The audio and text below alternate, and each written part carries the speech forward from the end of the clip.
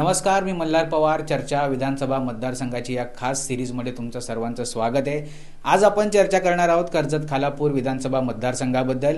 महाविकास आघाडीमध्ये कर्जत विधानसभेच्या जागेबाबत सस्पेन्स होता. तो सस्पेन्स अखेर उद्धव ठाकरे यांनी संपुष्टात आणलेला आहे.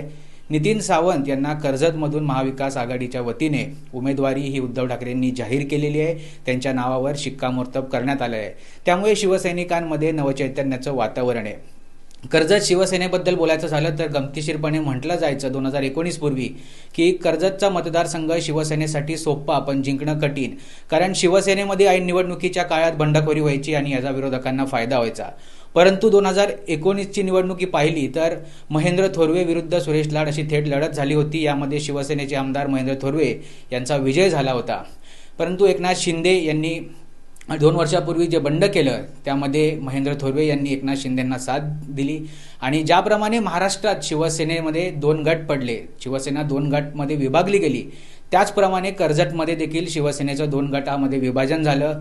काही नेत्यांनी महेंद्र थोरवेंना साथ दिली तर काही नेते हे ठाकरे गटामध्ये कायम राहिले. त्यापैकीच नितीन सावंत एक होते. नितीन सावंत यांनी शिवसेना वाढवण्याचं काम, शिवसेना ठाकरे गट रुजवण्याचं काम या मतदारसंघात सुरू केलं होतं आणि त्यांची तयारी ही 2024च्या विधानसभा निवडणुकीच्या दिशेनं ही 2 वर्षांपूर्वीच ही सुरू झालेली होती. मतदारसंघातील इव्हेंट्स असतील, शक्तीप्रदर्शन असतील, त्या माध्यमातून त्यांनी एक प्रकारे आपला दावा या जागेसाठी ठाम केला होता. परंतु ट्विस्ट आला तो सुधाकर घारे यांच्या रूपाने की सुधाकर घारे हे महायुतीचे घटक असलेले अजित पवार गटाचे नेते आहेत. रायगड जिल्हा परिषदेचे माजी उपाध्यक्ष ते राहिलेले आहेत आणि त्यांनी महायुतीची जागा आपल्याला मिळावी यासाठी दावा केला होता. खासदार सुनील तटकरे यांनी देखील जोर लावला होता, उघडपणे विधान देखील केलं होतं. परंतु ती चर्चा मागे पडल्यानंतर सुधाकर घारे यांनी महाविकास आघाडीचा पर्याय देखील निवडल्याची चाचपणी सुरू असल्याची चर्चा मतदारसंघात पसरली की सुधाकर घारे हे तुतारी गटात प्रवेश करतील, सुधाकर घारे हे मशाल हाती घेतील, अशी चर्चा त्यांच्या कार्यकर्त्यांच्या माध्यमातून ही मतदारसंघात सुरू होती.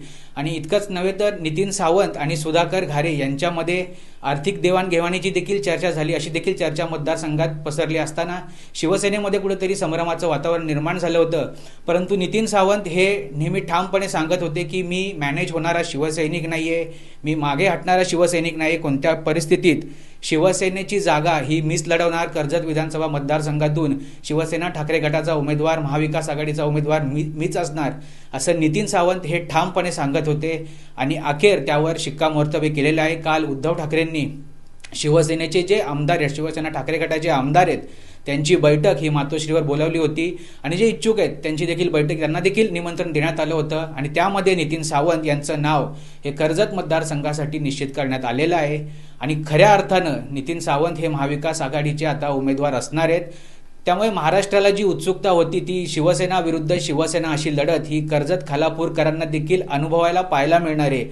सुधाकर घारे हे मागे हटणार नाही, ते कोणत्याही परिस्थितीत निवडणूक लढवतील. त्यामुळे कदाचित या मतदारसंघात तिरंगी किंवा बहुरंगी लढत देखील होऊ शकते, कारण मनसेची भूमिका देखील निर्णायक असणार आहे. मनसेने देखील स्वबळाचा नारा दिलेला आहे. त्यामुळे कर्जत खालापूरमध्ये बहुरंगी लढतीचे देखील चान्सेस आहेत. त्यामुळे जर ही लढत बहुरंगी झाली तर तुमची पसंती कुणाला असेल, तुमची प्रतिक्रिया अवश्य कमेंट करा. धन्यवाद.